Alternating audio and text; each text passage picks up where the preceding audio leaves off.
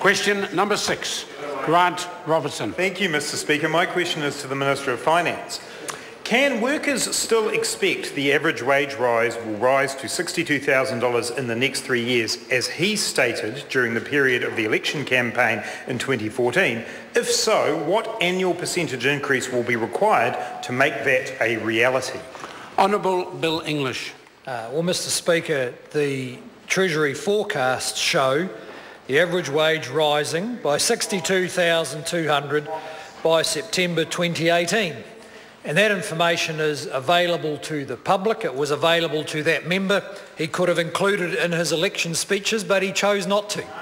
Whether workers can expect that to happen is subject to all the same uncertainties as any economic forecast.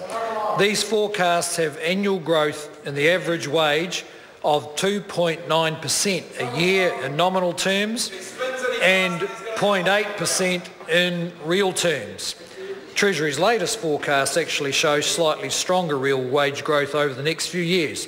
So households could have slightly greater spending power or less, depending on the relationship between inflation rates and their actual wage settlements.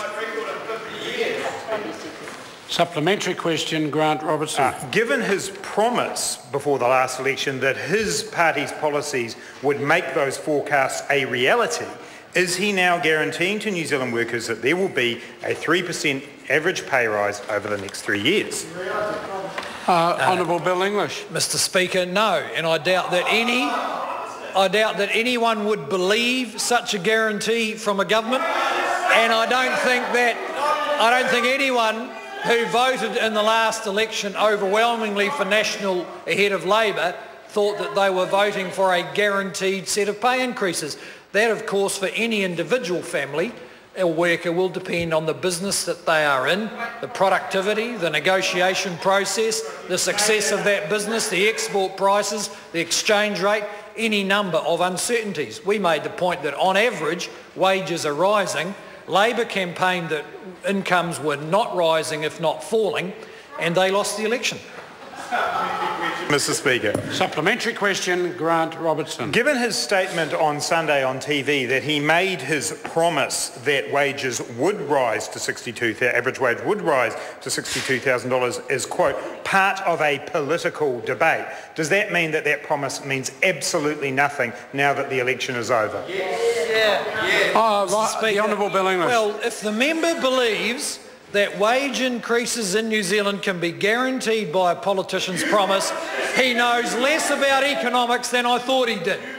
Actually, Mr. Robertson, wages cannot be guaranteed by anything politicians say. What we did point out was that all forecasts show consistent, moderate increases in incomes in New Zealand. Order. That is turning out to be the case. We believe it will continue, and we believe the government can take measures to support it. Incomes are rising in New Zealand. That member tried to persuade workers incomes were falling, and it's one of the reasons he lost the election so badly. Question, Mr. Speaker. Order. Supplementary question, Grant Robertson. In light of that answer, could the Finance Minister tell us what percentage figure of wage increases constitutes a moderate wage increase? Honourable Bill English. Well, Mr. Speaker, I can tell him that we've described these forecasts, which imply a 2.9% a year in nominal terms increase. I'd say that's moderate.